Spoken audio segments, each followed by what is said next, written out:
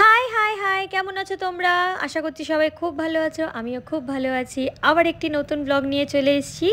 আজকে দেখতেই পাচ্ছ সামনে কড়াই আর খুন্তি নিয়ে আমি চলে এসেছি। কড়াইয়ের মধ্যে রয়েছে ডালিয়া আর একটু ঘি। হ্যাঁ, ঘিতে একটু শুকনো ডালিয়াটাকে ভেজে নিচ্ছিলাম। ভাজা হয়ে গেছে আমার, এরপরে আমি গ্যাস থেকে নামিয়ে নিচ্ছি। দেখো, তোমাদের কালারটাও দেখিয়ে দেব। এই দেখো, এইরকম কালার হলে কিন্তু নামিয়ে নিতে হবে। আচ্ছা, তোমরা তো আমার ডালিয়া ভাজা দেখলে, কিন্তু এখন আমি কি বানাচ্ছি কেউ বলতে পারবে? ভাবো ভাবো। এই দেখো, আমি আবার নিয়ে চলে এসেছি ঘি।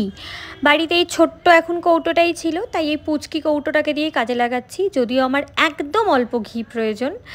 ওই ঘিয়ের মধ্যে দুটো তেজপাতা দিয়ে দিচ্ছি। তেজপাতাটা কিন্তু কথা বলতে বলতে ভিডিও করতে করতে ভুলে গেছিলাম, তাই পরে মনে পড়লো দিয়ে দিচ্ছি। এই দেখো, আমার হাতে এক বাটি কিন্তু গোটা গরম মশলা। এর মধ্যে কোনটা কোনটা দেওয়া যায় ভাবুন তো।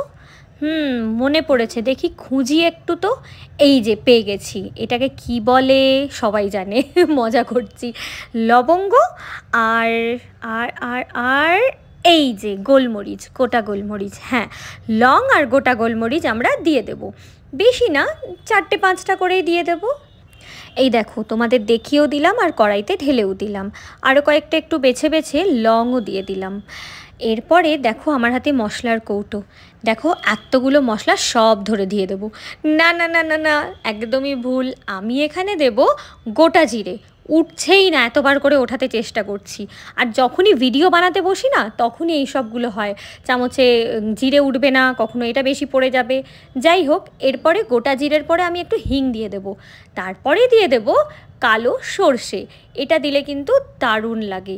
জানি না কেন, আমার বেশ সর্ষের যে কোনো ডিশ খেতে খুব ভালো লাগে। একটুখানি কালো সর্ষে দিয়ে দিলাম। তারপরে একটু খুন্তি দিয়ে হালকা নাড়াচাড়া করে দিলাম। ঘি কিন্তু একদমই প্রায় নেই বললেই চলে, একদমই অল্প ঘি ছিল। এবং তারপরেই দেখো, এর মধ্যে আমি পেঁয়াজ কুচি যেটা ছিল, সেই পেঁয়াজ কুচিটাকে দিয়ে দিলাম। আচ্ছা, এই পেঁয়াজ কুচিটা কিন্তু একটু হালকা পিঙ্ক পিঙ্ক কালার হবে, ততক্ষণ ভাজতে হবে। তারপরে আমি এই যে লঙ্কাটা, হ্যাঁ একটা লঙ্কাই দিচ্ছি।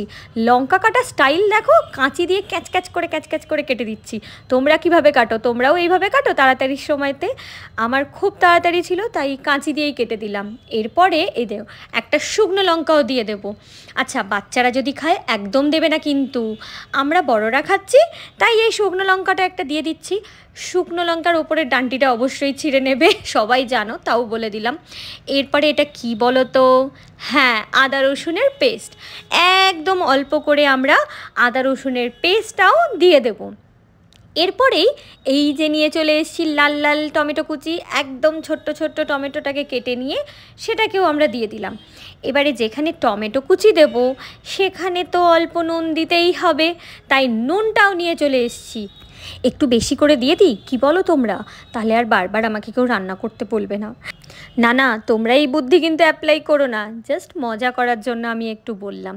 এবারে সবগুলোকে একটু ভালো করে নাড়াচাড়া করে নেব। নাড়াচাড়া করতে করতেই দেখো, নিয়ে চলে এসেছি মশলার ডিব্বাটা আরেকবার। এইবারে এখান থেকে কিন্তু বেশ অনেকগুলো মশলা দেব। হ্যাঁ, দেখে নাও, জাস্ট অল্প একটুখানি কাশ্মীরি মির্চা। লাল লঙ্কার গুঁড়ো আমরা ঘরে কেউ ব্যবহার করি না, তাই কাশ্মীরি মির্চা নেব গুঁড়োটা।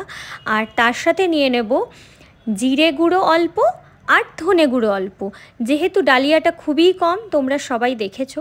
আর এখানে নিয়ে নিলাম অল্প একটুখানি হলুদ গুঁড়ো, তার সাথে একটু গরম মশলার গুঁড়োও দিয়ে দিলাম। ডালিয়াটা অনেকটাই পরিমাণে কম হওয়ার জন্য কিন্তু সব অল্প অল্প পরিমাণে নিয়েছি। এই যে এবারে একটুখানি চাট মশলা দিয়ে দিলাম, বেশ চটপটি চটপটি লাগবে। তারপরে একটুখানি হতে দেব, যাতে ঘিটা বেরিয়ে আসে।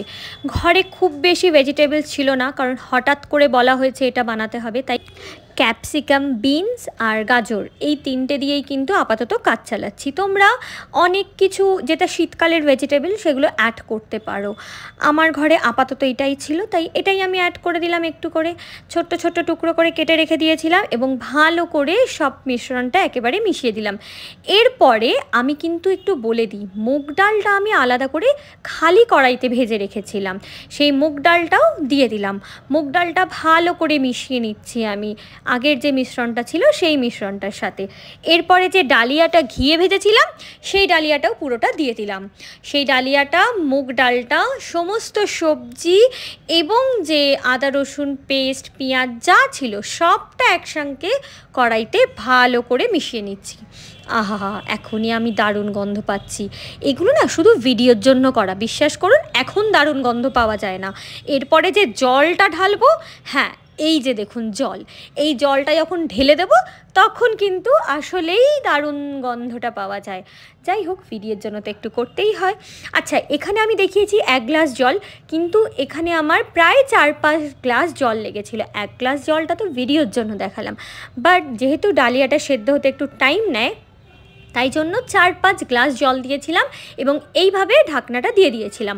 আপনারা চাইলে তাড়াতাড়ি থাকলে প্রেশার কুকারে পুরো মিশ্রণটা দিয়ে জল দিয়ে 2টো সিটি দিলেই কিন্তু চট করে হয়ে যাবে। আমার অতটাও তাড়া ছিল না, আর প্রেশার কুকারের খাবার সবসময় খাওয়া উচিতও নয়, তাই আমি এই ননস্টিকের কড়াইটাতে করলাম।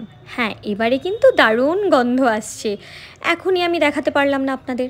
আচ্ছা, এবারে কিন্তু আলাদা করে একটা হাতাতে, আমার কাছে ওই ছক দেওয়ার হাতা নেই, তাই আলাদা হাতাতে কারি পাতা, একটু সর্ষে আর একটু কাশ্মীরি লঙ্কার গুঁড়ো ঘিয়ে নিয়ে একটু আগুনে গরম করে আস্তে করে ডালিয়ার খিচুড়িটাকে ছ্যাঁকা দিয়ে দিলাম। এ বাবা, আমি তো নামটা বলে দিলাম। যাই হোক, নিশ্চয়ই এর আগেই বুঝতে পেরেছিলেন আমি কি বানাতে চলেছি। যারা বুঝতে পারেননি তাদের জন্য বলে দিই, আমি আজকে বানাচ্ছিলাম ডালিয়ার খিচুড়ি, যেটা প্রচণ্ড হেলদি এবং সাথে প্রচণ্ড টেস্টি। ওপর থেকে একটুখানি ঘি ছড়িয়ে দিলাম। এই যে এবারে আমাদের ডালিয়ার খিচুড়ি একদম রেডি। সকালের ব্রেকফাস্ট থেকে দুপুরের লাঞ্চ বা সন্ধ্যের জল খাওয়ার থেকে রাত্রিরের ডিনার, সব জায়গাতেই কিন্তু ডালিয়ার খিচুড়ি একদম হিট।